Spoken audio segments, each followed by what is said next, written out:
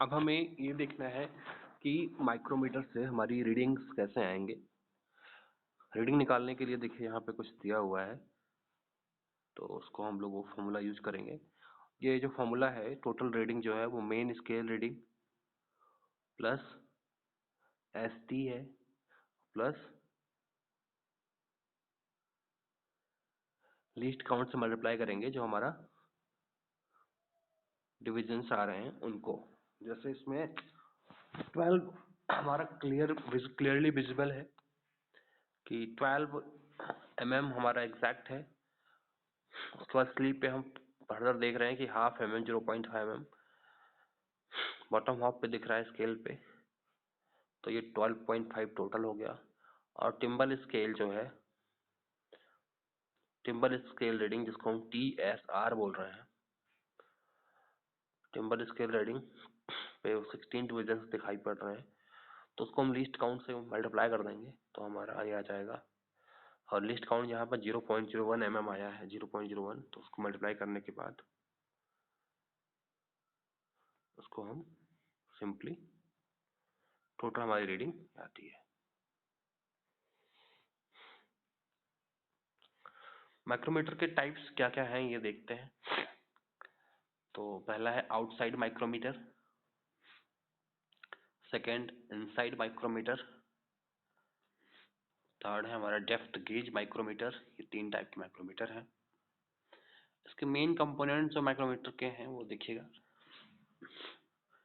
You shaped और C shaped frame, carbide tipped measured face anvil and spindle, locking device, barrel, thimble, ratchet,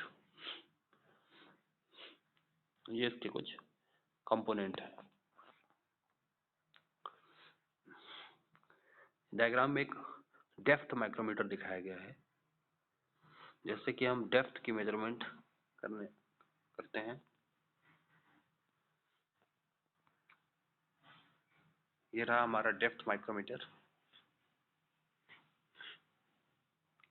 ये outside micrometer है। ये basically outside dimensions को major करने के लिए उपयोग किया जाता है। इसका रेंज 0 से 25 mm है और इसको जो आपका लीस्ट काउंट है 0.01 mm। इस पे लिखा हुआ है फ्रेम पे। इसको आप मेजर भी कर सकते हैं, निकाल भी सकते हैं, जैसे फॉर्मूला दिया गया था आपको। ये आपका स्टिक और ग्रूव माइक्रोमीटर है।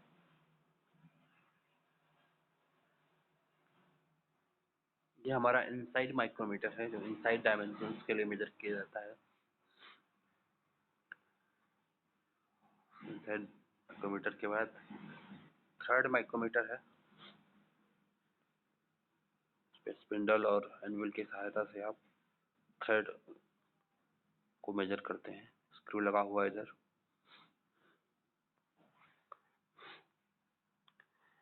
और ये कैसे थ्रेड माइक्रोमीटर कैसे यूज किया जा रहा है इसको आप देख सकते हैं। पिच डायमीटर आ जाएगा यहाँ पे, स्पिंडल से टाइट करके इसको मेजर करने पे। ये वी एनविल माइक्रोमीटर है। इसमें वी शेप का एनविल होने के कारण इसका नाम वी एनविल माइक्रोमीटर है।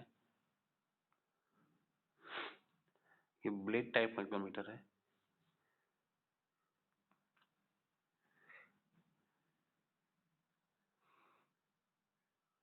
यहाँ पे जो माइक्रोमीटर दिखा रहे हैं वो वॉल थिकनेस को मेजर करने के लिए काम में लाया जाता है। वॉल थिकनेस को मेजर करने के लिए इसका फ्रेम की डिजाइन इस तरीके से रखी गई है कि वो थिकनेस को पूरा फिल कर ले अपने में। ये डायल माइक्रोमीटर है जो कि इसमें एक पोजिशनिंग एनविल लगा होता है और डायल की सहायता से हम यहाँ रीडिंग्स को निकाल लेते हैं।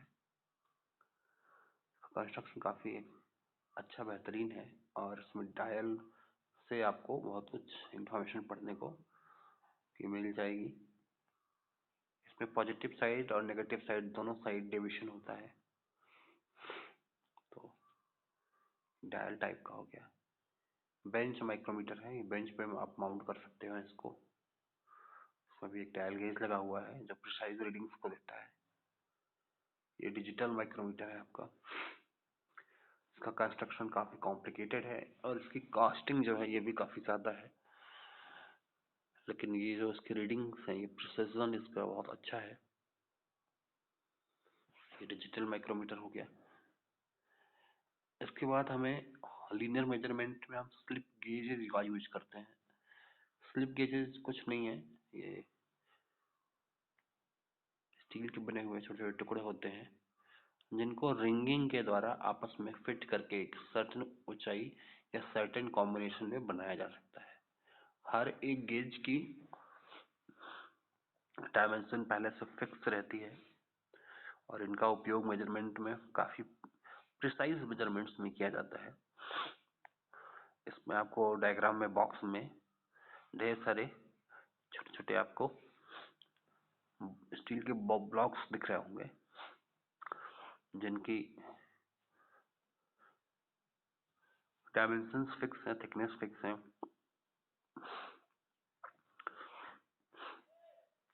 और एक के ऊपर एक को रख के हम मेजरमेंट्स को कैरी आउट करते हैं। मेट्रोलॉजी में एक काफी बेहतर तरीका होता है मेजरमेंट करने का स्लिप गेजेस के उपयोग से। आगे हम लोग काफी कुछ पढ़ेंगे इनका उपयोग। दो स्लिप गेजेस को आपस में रिंगिंग के द्वारा जोड़ा जाता है। रिंगिंग प्रोसेस में गेज को एक दूसरे के अगेंस्ट रब करके इस तरीके से रब करके रखा जाता है, प्रेस करके रखा जाता है कि उनके बीच की जो एयर है वो हट जाए। और इनके सरफेस ऐसे डिजाइन किए होते हैं कि जैसे ही उनके बीच की एयर हटती है तो वो वैक्यूम क्रिएट हो जाता है और गेजेस जो हैं एक दूसरे से स्टिक कर जाते हैं। तो इस प्रोसेस को हम रिंगिंग कहते हैं। ये डिफरेंट टाइप के आपको स्लिप गेजेस दिखाई पड़ रहे हैं। तो स्लिप गेजेस को का यूज जो है हम कैलिब्रेशन के लिए भी करते हैं। इनको कैलिब्रेशन गेजेस भी कहते हैं। ये मोस्ट एक्यूरेट फॉर्म है representing size by means of two parallel surfaces. ये सेट ऑफ ब्लॉक्स होते हैं with standard length. They can be joined together by process called ringing. Comparators are used to calibrate the slip gauges. ठीक है, comparators का use करके हम slip gauges को check करते हैं। The classification AA minus used to calibrate the inspection blocks and every high precision gauges. A minus used as tool room standard for setting other gauging tools. B minus used as workshop standard for precision measurement. Grade 2, it is a workshop grade slip gauge used for setting tools. Cutters checking dimension roughly. Grade 1 tool room for precision work. Grade 0 setting or calibration of instruments. And grade 00 standard labs. तो सबसे अच्छा जो हमारा grade है वो grade 00 है। फिर grade 0, grade 1, grade 2 इस तरीके से लाइनअप है। स्लिप गेज की एक्सेसरीज आपको दिखाई गई है। होल्डर, ये सारे कुछ इसमें scriber, centre point, ringing process को इसमें दिखाया गया है। देखिए ये डिफरेंट गेजेस को किस तरीके से अटैच किया गया है और ये दो blocks are joined are stacked और स्लाइडिंग प्रोसेस कॉल्ड रिंगिंग, यानी जो ब्लॉक्स हैं उनको स्लाइडिंग प्रोसेस के जरिए जोड़ दिया जाता है और इस प्रोसेस को रिंगिंग कहते हैं। कैलिब्रेशन किया जा रहा है यहाँ पे, देखिए स्लिप गेजेस का। यहाँ पे डिफरेंट टाइप के गेजेस का कैलिब्रेशन हो रहा है।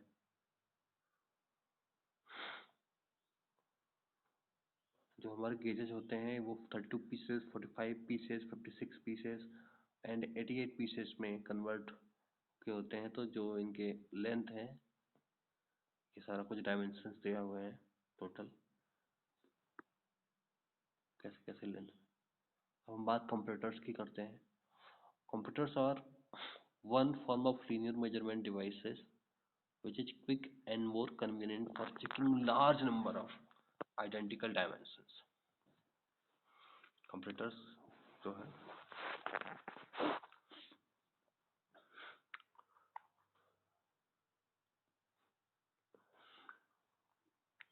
computers normally will not show the actual dimension of the workpiece. They will be show only the deviation in size.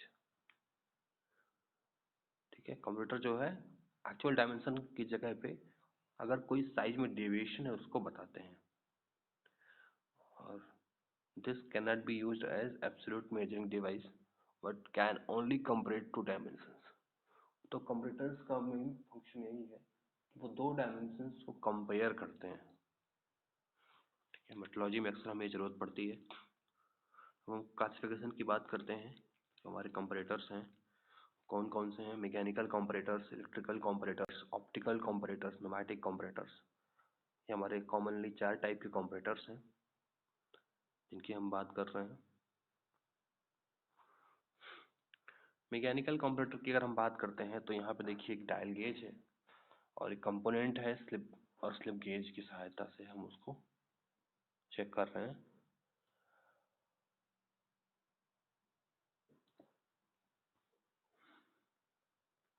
Mechanical comparator for magnifying small deviations के लिए यूज किया जाता है। The method of magnifying small movement of the indicator in all mechanical comparators are affected by means of lever, gear train, or a combination of these elements. These are mostly used for the inspection of small parts machined to the closed limits. A dial indicator or dial gauge is used as a mechanical comparator. Dial indicator या dial gauge जो है वो एक mechanical comparator की तरह use किया जाता है।